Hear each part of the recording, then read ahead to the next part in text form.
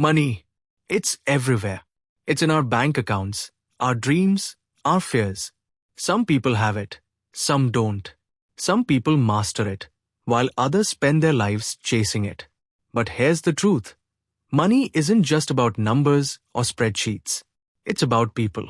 It's about emotions, decisions, and the stories we tell ourselves. In this video, we're going to explore the psychology of money, the hidden forces that drive our financial decisions.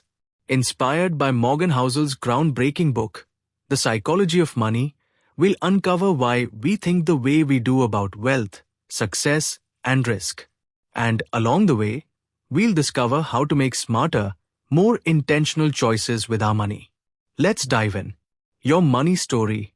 Why we all see wealth differently. We all have a unique relationship with money. Why? Because we all come from different backgrounds, different generations, and different life experiences. Your financial decisions aren't just about logic. They're shaped by your personal history. Think about it.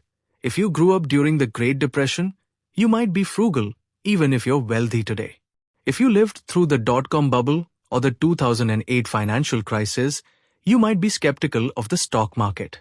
On the other hand, if you've only known a booming economy, you might be more optimistic about investing. Here's an example.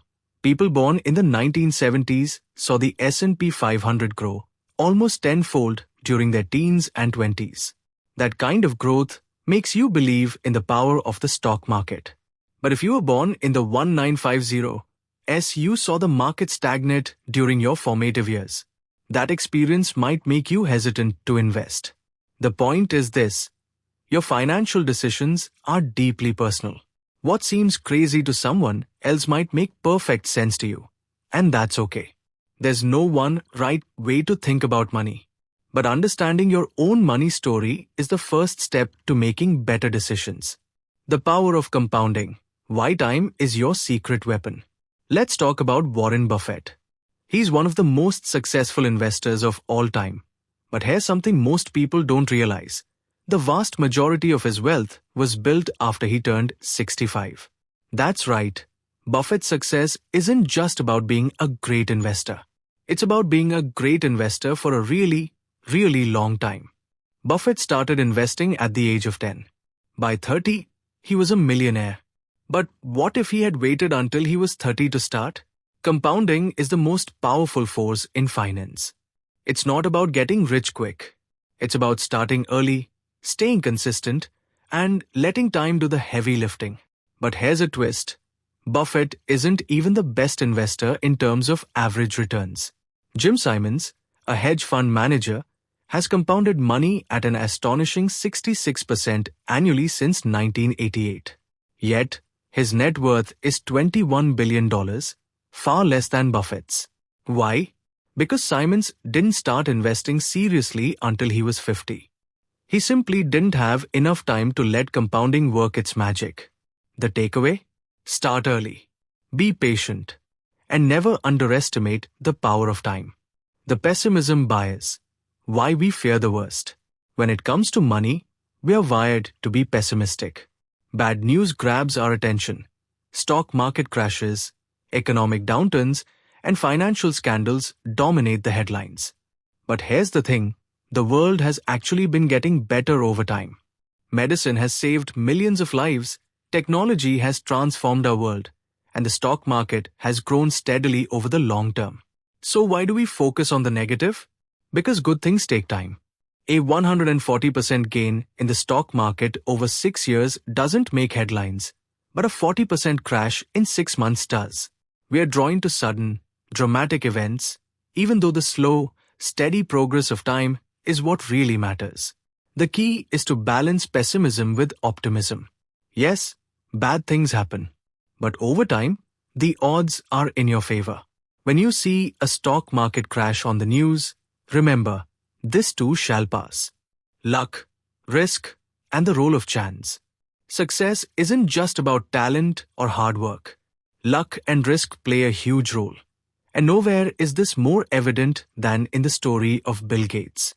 In 1968, Gates attended Lakeside School, one of the only high schools in the world with access to a computer. This gave him a 1 in a million advantage. But there was another student at Lakeside, Kent Evans, who was just as talented and visionary as Gates. Tragically, Evans died in a mountaineering accident before he could graduate.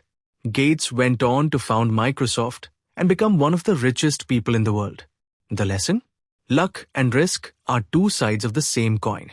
You can control your effort and your decisions, but you can't control the external forces that shape your life. Success is a mix of talent, hard work, and a little bit of luck. The long tail, why few big wins matter most. In investing and in life, most of your success will come from a few big wins. This is known as the long tail effect. Take Heinz Berggruen, one of the most successful art dealers of all time. He collected thousands of paintings, but only a handful, works by Picasso, Klee, and Matisse, made him rich.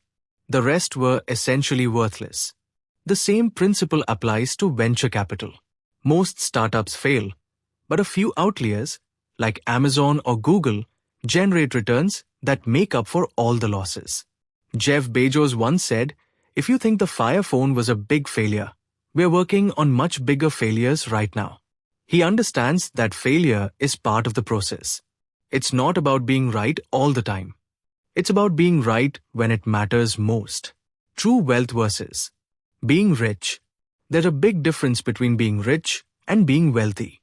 Being rich is about what you own, the cars, the houses, the designer clothes. But true wealth is about what you don't spend. It's about the financial assets you've accumulated, the investments you've made, and the freedom you've built. Wealth isn't flashy. It's quiet. It's the ability to say no to instant gratification and yes to long-term security. The real key to wealth isn't how much you earn, it's how much you keep. The price of success, why you have to pay to play. Investing isn't free. The price you pay isn't just in dollars, it's in emotions. Volatility, fear, and uncertainty are all part of the game. But here's the thing, if you want the rewards, you have to pay the price. You can't expect to earn 11% annual returns without enduring the ups and downs of the market. Think of it like climbing a mountain. The path isn't always clear, and there will be setbacks along the way. But if you're willing to accept the risks and keep climbing, the view from the top will be worth it. The hedonic treadmill, when enough is enough. Finally, let's talk about the hedonic treadmill, the idea that no matter how much we achieve, we always want more. Bernie Madoff and Rajat Gupta were both ultra-wealthy, but it wasn't enough. They kept chasing more, even if it meant breaking the law. The lesson? Know when enough is enough. True happiness isn't about accumulating more, it's about finding contentment with what you have. Money can buy comfort, but it can't buy peace of mind.